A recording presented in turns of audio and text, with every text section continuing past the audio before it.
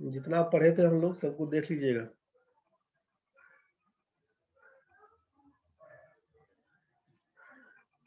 ये सब क्वेश्चन करवा दिए थे पहले ही कि 25% ऑफ व्हाट नंबर इज 36 वाला केस याद होगा कि 25% का वैल्यू 36 संख्या पूछा गया तो 100% का वैल्यू क्या होगा, बस इसी पर बताए थे निकालना कि 25 में 4 से गुना करिएगा 100 होता है, तो इसका मतलब 36 में 4 से गुना करिएगा तो 144 होता है। यही आपका आंसर था। यही तरीका बोला गया था, नहीं तो फिर बोला गया कि दूसरा क्रॉस मल्टीप्लाई कर लीजिएगा ऐसे करके, नहीं तो फिर 1% का वैल्यू निकालिएगा, फिर 100% का वैल्यू निकालिएगा। इसी हिसाब से सबका बताया गया था कि क्वेश्चन नंबर 6 मान लीजिए कि 44% of A number is 275, what is 64% of that number. कि 44% का वैल्यू अगर 275 है तो 64% का मान क्या होगा, ये आपसे पूछा गया। तो लिखते क्या हम लोग यहाँ पर ना कि 1% का वैल्यू 275 बाई लिखते 44 इंटू 64, इसी को करते 4 से काटेंगे तो 11, 4 से काटेंगे तो 16, 11 से काटेंगे तो 25, 25 गुना 16 करेंगे तो ये हो जाएगा 400। तो इसी हिसाब से अब ये 12.5% of A number is 20, what is 60% of that number, same कहानी था। 12.5% का मान अगर 20 बोलते हैं 60% क्या होगा। जैसे 8, 9, 10 नंबर क्वेश्चन में क्या दिया हुआ था कि two numbers are respectively 20% and 50% more than a third, what percentage is the first of the second. आपसे बोला गया था कि करना क्या है कि two numbers are respectively 20% and 50% more than a third, दो संख्या क्रमशः तीसरी संख्या से 20% और 50% ज्यादा है। तीसरे नंबर से कंपेयर करने को बोला है, इसको अगर 100 बोल देंगे तो पहला संख्या बनेगा 120, दूसरा बनेगा 150। What percentage is the first of the second, पहली संख्या दूसरे का कितना प्रतिशत है। रिक्वायर्ड परसेंटेज क्या लिखिएगा ना, पहली संख्या 120, दूसरा बोला 150, गुना कर दीजिएगा 100, बस इसी को काटिएगा। 50 से काटिएगा तो 3, 50 से काटिएगा 2, 3 से काटेंगे 40, इसी को लिखिएगा 40 इंटू 2 बराबर 80%, यही आपका आंसर बन के आएगा। तो इसी हिसाब से मोर होगा तो जोड़ेंगे, लेस होगा तो घटाएंगे। जैसे एक बार लेस वाला केस देख लीजिए, 13 नंबर क्वेश्चन देखिए कि two numbers are respectively 30% and 40% less than a third number, what percentage is the second of the first. अब ये तीन संख्या यहाँ पर निकाल दिए। थर्ड नंबर को मान लेते हैं यहाँ पर 100, अगर तो पहली संख्या क्या हो जाएगी 30% लेस मतलब 70, और ये हो जाएगा 40% लेस का मतलब 60। ठीक है, तो व्हाट परसेंटेज है second of the first, second का मतलब 60 है, फर्स्ट का मतलब 70 है, इंटू बोल देंगे 100%। Zero zero cancel. अब 600 में 7 से भाग करिएगा, 7 8 56, 4 जीरो, 7 5 35, 5 पॉइंट लगाएंगे जीरो, 7 7 49, 85.7%, इसी को आंसर लिखिएगा। जहां पर लेस होगा लेस करेंगे, मोर होगा मोर करेंगे, जहां पे कुछ नहीं होगा कुछ नहीं करेंगे।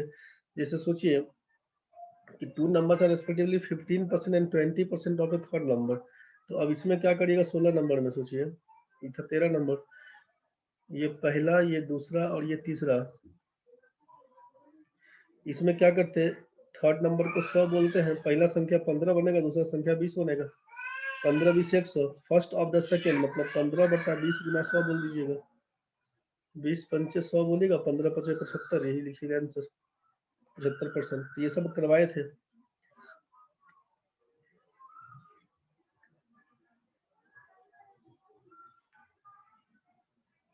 चलिए कोई बात नहीं है, आगे देखिए, ये सब नहीं करवाए थे, ये सब बाकी था, परसेंटेज ये पॉपुलेशन नहीं करवाए थे, ये सब आपको बताए थे। इस हिसाब से क्वेश्चन ये 34 नंबर जो क्वेश्चन था ना, इस हिसाब से 34 नंबर में कि if A salary is 25% more than that of B, then by how much percent B salary is less than that of A, कि ए का सैलरी अगर बी से 25% ज्यादा तो बी का सैलरी इससे कितना परसेंट कम, इस टाइप का क्या बताए थे कि अगर परसेंटेज मोर दिया रहेगा तो आपसे परसेंटेज लेस पूछा जाएगा, परसेंटेज लेस पूछा जाएगा, और अगर परसेंटेज लेस गिवन होगा तो परसेंटेज मोर पूछा जाएगा। ठीक है, तो जैसा इंफॉर्मेशन दिया हुआ उसी हिसाब से बताया गया था आपसे कि करना क्या होगा। जैसे ये 34 नंबर क्वेश्चन देखिए कि 25% मोर बोला, तो आपसे पूछा कि हाउ मच परसेंट लेस, तो परसेंटेज लेस निकालने के लिए जो परसेंटेज वैल्यू है ना 25%, 25 लिखिएगा, 25% मोर बोला है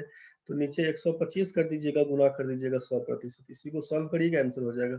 35 नंबर क्वेश्चन में क्या था, if A salary is 10% more than of B then by how much percent B salary less than that of A. Percentage less पूछा तो 10% मोर दिया हुआ था, मतलब क्या लिखेंगे 10/110 गुना 100 कर देंगे। इसी को सॉल्व करेंगे। 36 नंबर क्वेश्चन सोचिए कि if as number is 50% more than the other then by how much percent is the second number less than the first. मतलब परसेंटेज लेस पूछा तो क्या लिखेंगे 50/150 इंटू 100 कर देंगे, यहाँ से हो जाता। ठीक है। 37 नंबर क्वेश्चन में कि A salary 30% less than that of B then by how much percentage B salary more than that of A.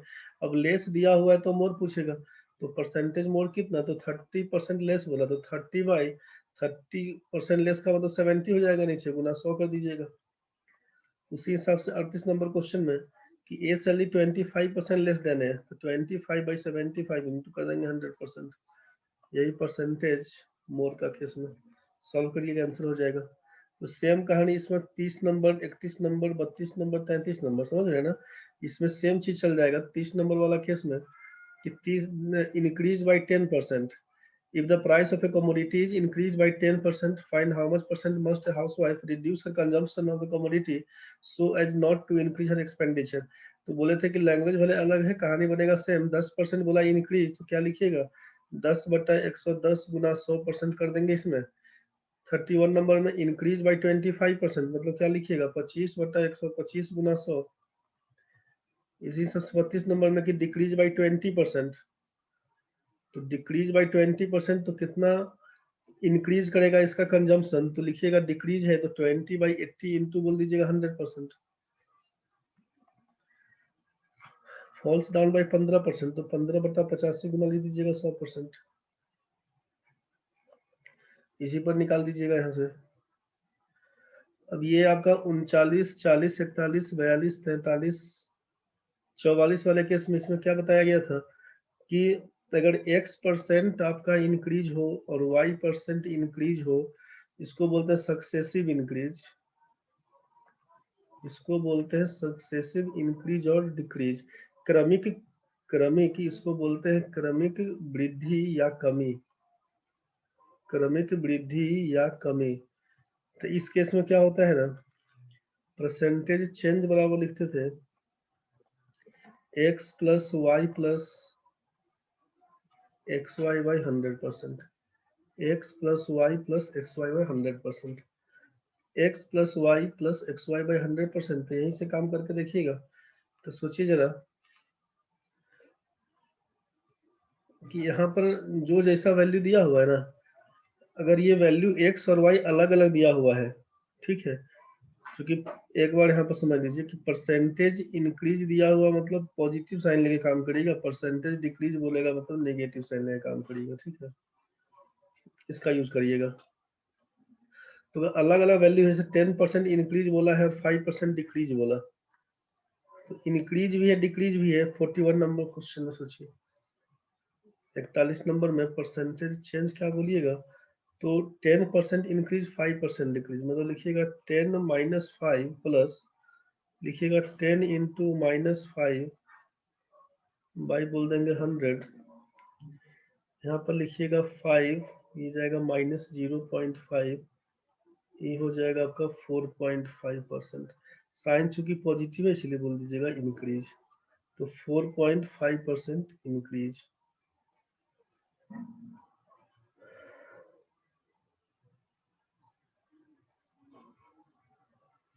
4.5% increase का केस है। और जब ये वैल्यू अगर सेम रहेगा ना,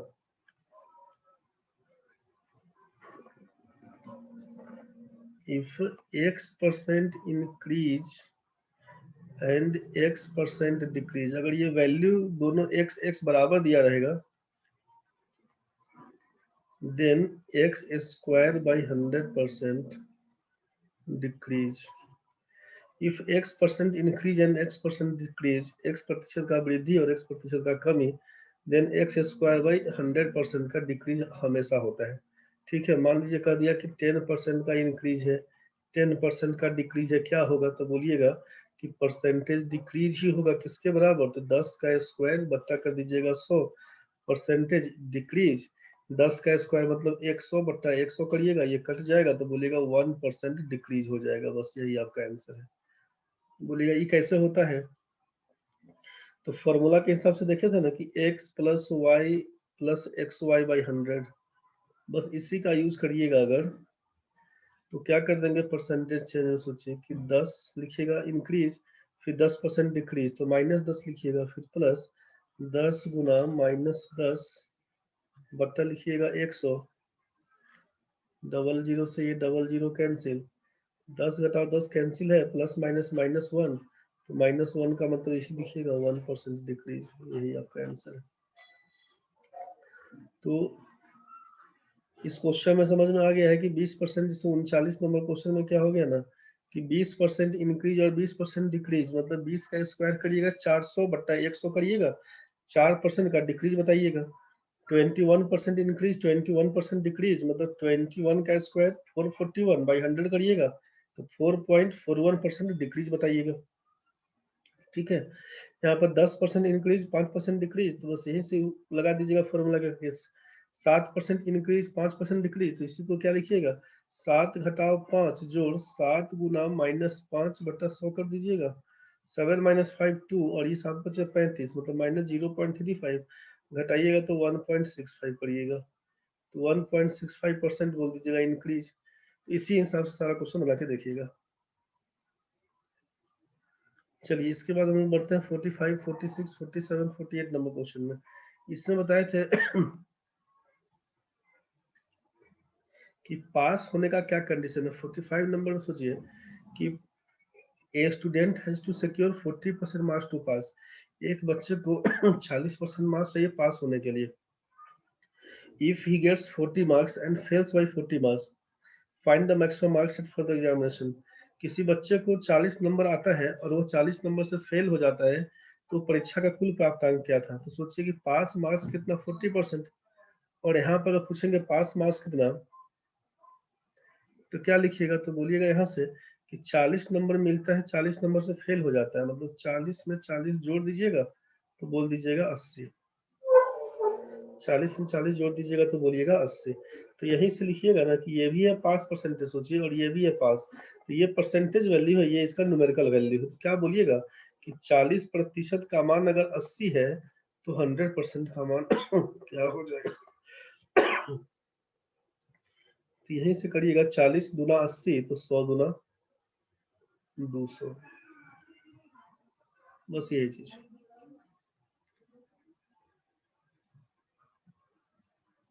अगर 46 नंबर में देखें,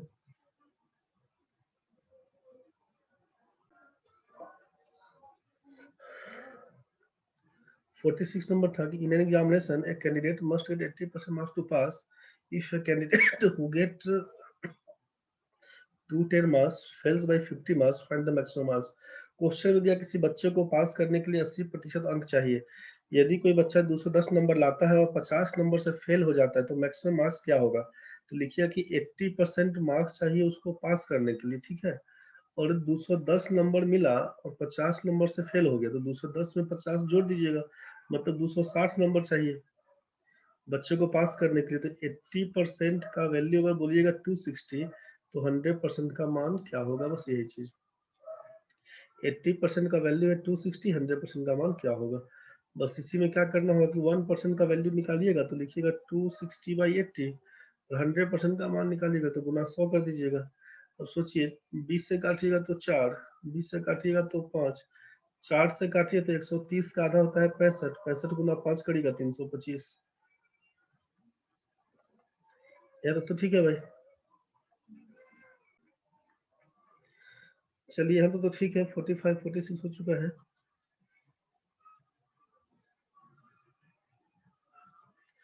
47 नंबर क्वेश्चन ध्यान से समझिए। A candidate scores 25% and fails by 40 marks, while another candidate who scores 50% marks gets 20 marks more than the minimum required marks to pass the examination. Find the maximum marks for the examination. Question में दिया हुआ कि एक लड़का को मिलता है 25% marks, जबकि वह फेल हो जाता है 40 नंबर से। मतलब आप ये सोचिए कि टोटल मार्क्स, पूरा डिटेल्स दिखा देता है एक बार। टोटल मार्क्स अगर x होगा, मान लीजिए टोटल मार्क्स अगर x मान लेते हैं, तो ऑब्टेन्ड मार्क्स कितना लिखिएगा? ऑब्टेन्ड मार्क्स, बच्चे को कितना अंक मिला obtained marks by first student, पहला बच्चा को कितना मिला? तो आप बोले कि एक कैंडिडेट स्कोर्स 25%, मतलब x का 25%, 25% ऑफ x, समझ गए ना? ऑब्टेन्ड मार्क्स मिला कितना? तो x का 25%, और बोले कि वो फेल हो गया 40 नंबर से। इसका मतलब वो बोले कि pass marks by first candidate, पहला बच्चा को पास करने के लिए क्या चाहिए? तो बोलेगा 25% ऑफ x नंबर तो उसको मिला हुआ, और वो 40 नंबर से फेल हो गया, मतलब अगर हम 40 नंबर इसको दे देंगे तो बच्चा पास हो जाएगा। ये तो क्लियर है भाई। सोचिए जरा दूसरा चीज। Also while another candidate who scores 50% marks gets 20 marks more than the minimum required marks to pass the examination। अब obtained marks by second student कितना? तो आप बोले कि 50% मार्क्स ऑब्टेन किया, मतलब 50% ऑफ x ये ऑब्टेन किया। तो आपसे बोला जा रहा है कि pass marks by second student कितना? तो आप बोले कि वो 20 नंबर ज्यादा है मिनिमम रिक्वायर्ड मार्क्स टू पास, जो पास मार्क्स होगा ना उससे 20 नंबर ज्यादा इसको मिला। मतलब आप बोलना ये चाहते हैं कि 50% ऑफ x जितना था, इसमें से घटा देंगे हम लोग 20 नंबर को, समझ गए ना?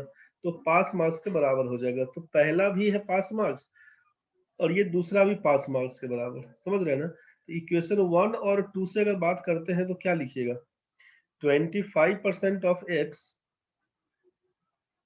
क्या लिखिएगा कि 25% ऑफ x प्लस 40 बराबर लिखिएगा 50% ऑफ x माइनस 20। इसी को कर लेंगे। 25% ऑफ x का मतलब है 25/100 x जोड़ 40 बराबर लिखिएगा 50% का मतलब 50/100 x माइनस 20। 25 से काटिएगा तो 4, 50 से काटिएगा तो 2, ये लिखिएगा x/4 plus 40 x/2 minus 20, x/2 minus x/4 बराबर 40 प्लस 20 कर दीजिए। 4x माइनस 2x, 2x/8 का मतलब हो जाएगा x/4 घटाने से ये हो जाएगा 60, x का मान लिख दीजिएगा 60 इंटू 4 बराबर 240।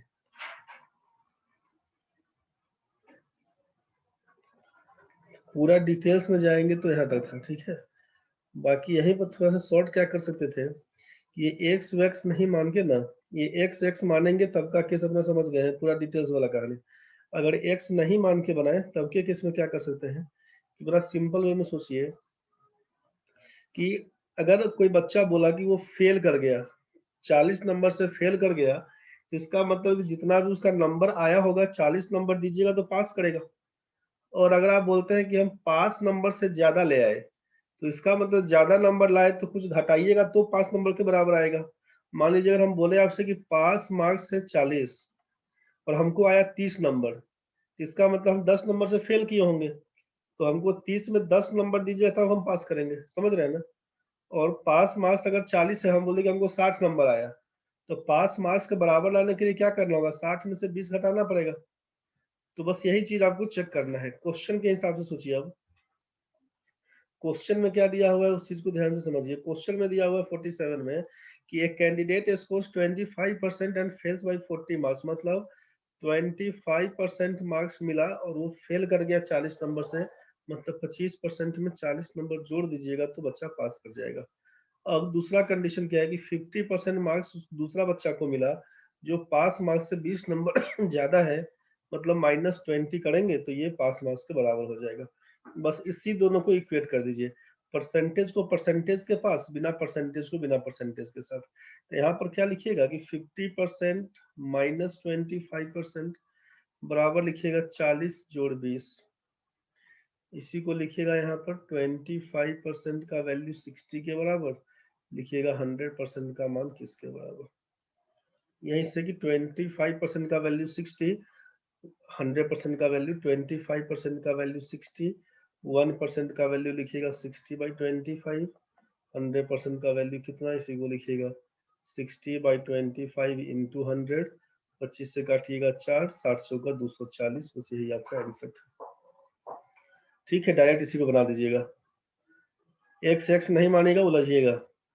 48 नंबर क्वेश्चन सोचिए, फिर से समझिए। 48 नंबर क्वेश्चन जब बनाना होगा 48 नंबर में, तो क्या दिया हुआ कि 35% नंबर मिला, 40 नंबर से फेल हो गया, दूसरा बच्चा को मिलता है 60%। जो 35 नंबर ज्यादा है पास मार्क्स से, तो मैक्सिमम नंबर कितना होना चाहिए, तो बोलिएगा ना कि 35% नंबर मिला और 40 नंबर से फेल हो गया, तो 40 नंबर देंगे तो बच्चा पास कर जाएगा। अब कितना, 60% मिला है, 35 नंबर ज्यादा है, मतलब -35 कर दीजिएगा।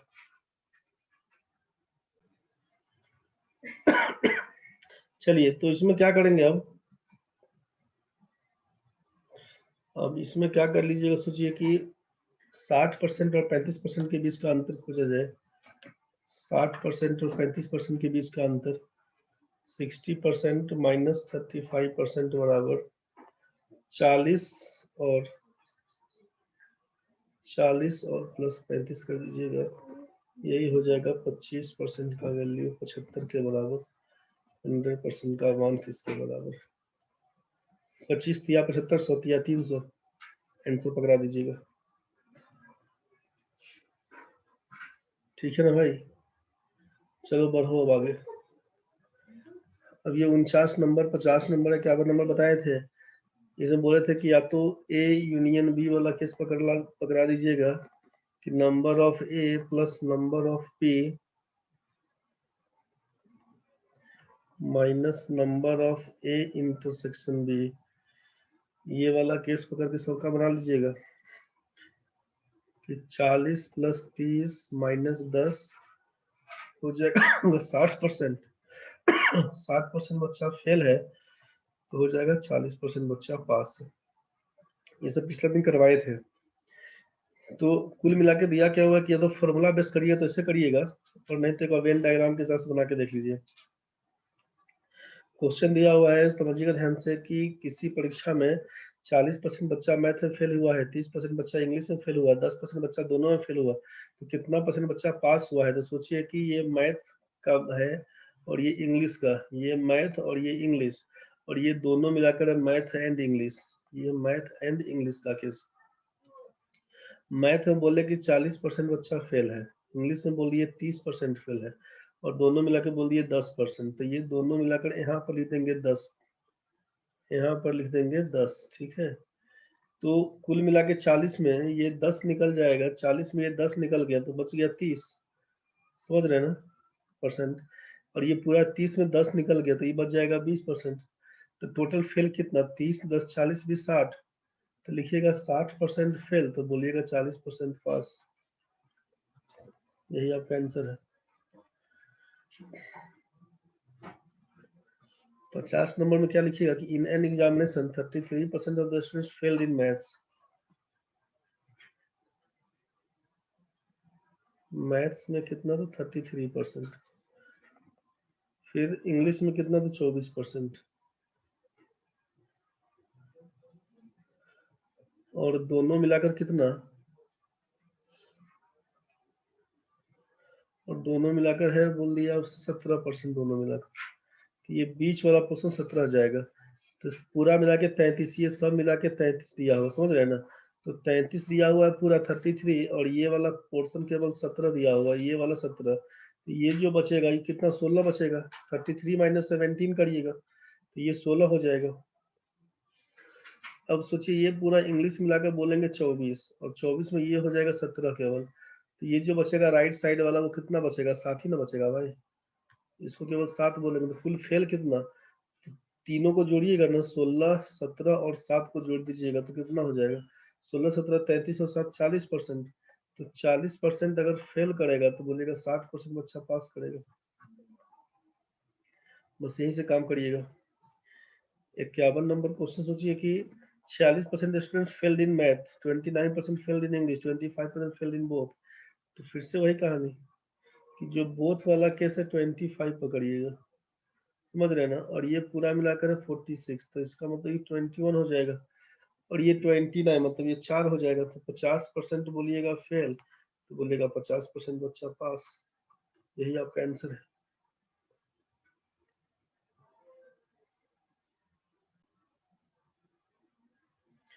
चलिए यहाँ तक तो हो गया था 51 नंबर तक। उसके बाद था ये इनकम एक्सपेंडिचर वाला केस। उसके पहले चलिए वापस थोड़ा चलते हैं। क्वेश्चन था पॉपुलेशन वाला, ये 28, 29, ये 20, 17, 18, 19, ठीक है। इसमें हम लोग पहले काम करेंगे ना,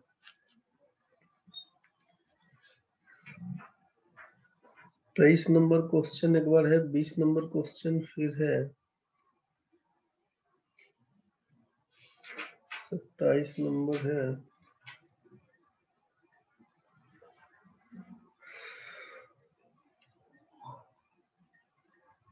एक बार 28 नंबर, 29 नंबर। देखिए क्वेश्चन समझिए पहले क्या दिया हुआ था। ये पॉपुलेशन का क्वेश्चन यहाँ से स्टार्ट है। 20 नंबर क्वेश्चन से समझिए। क्वेश्चन नंबर 20 है कि if the annual increase in the population of a town is 4% and the present number of people is 15,625, what will the population be in 3 years. मतलब या तो क्वेश्चन कुछ साल पहले का पूछेगा, चाहे कुछ साल बाद का पूछेगा, आफ्टर या बिफोर का केस रहेगा, समझ गए ना। आफ्टर का पूछेगा चाहे बिफोर का पूछेगा। मन में आप क्या, सर प्रेजेंट पूछे तब, प्रेजेंट पूछेगा भी ना तो आपको कोरिलेट करना है। प्रेजेंट का पूछेगा भी तो आपको कोरिलेट कर लेना है कि मेरे पास इंफॉर्मेशन कैसा दिया, आफ्टर का दिया है कि बिफोर का दिया। इस चीज को देखना पड़ेगा, ठीक है। और क्वेश्चन जो हम लोग अमाउंट का बनाते थे ना कंपाउंड इंटरेस्ट में, बस उसी का यूज करिएगा। कैसे कि वहां जो फॉर्मूला यूज करते थे कि अमाउंट बराबर होता था प्रिंसिपल इंटू 1 प्लस r/100 का पावर n, बस इसी का यूज कि ए का मतलब अमाउंट बाद में, पी का मतलब प्रिंसिपल मतलब पहले, तो इसी हिसाब से यूज करते हुए चल जाइएगा। तो फॉर्मूला क्या है उसको समझिए।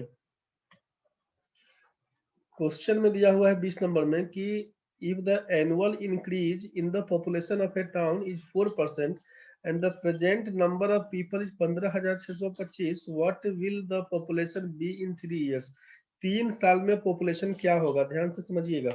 3 साल में क्या होगा आफ्टर 3 इयर्स पूछा, तो वर्तमान जनसंख्या दिया है 15,625, ये वर्तमान जनसंख्या 4% एनुअली इंक्रीज करता है। 3 साल के बाद क्या होगा, तो 4% इंक्रीज करेगा मतलब 104/100, जितना साल का रहेगा उतना बार गुना करके लिखेंगे। 3 साल का पूछा तो एक बार हो गया, 104/100 दूसरी बार लिखे, फिर 104/100 तीसरी बार लिखे।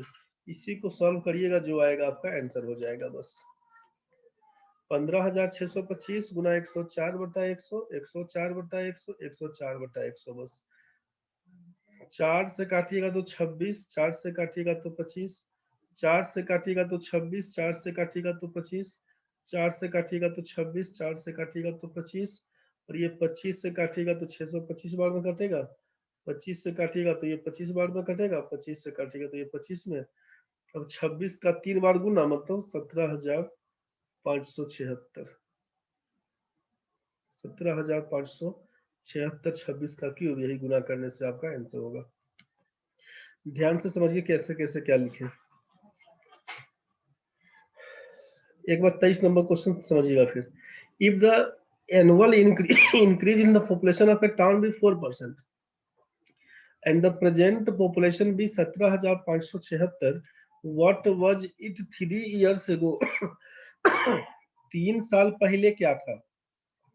अब ये प्रेजेंट पॉपुलेशन दिया हुआ, समझ रहे हैं ना। 3 साल पहले क्या था ये पूछा, तो 3 साल पहले क्या था, अगर हम बोलते हैं 23 नंबर क्वेश्चन में कि इफ 3 इयर्स एगो, 3 साल पहले पॉपुलेशन वाज एक्स, 3 साल पहले पॉपुलेशन एक्स रहा होगा, तो क्या लिखिएगा कि एक्स गुना अब 4% इंक्रीज किया, 104/100 लिखिएगा।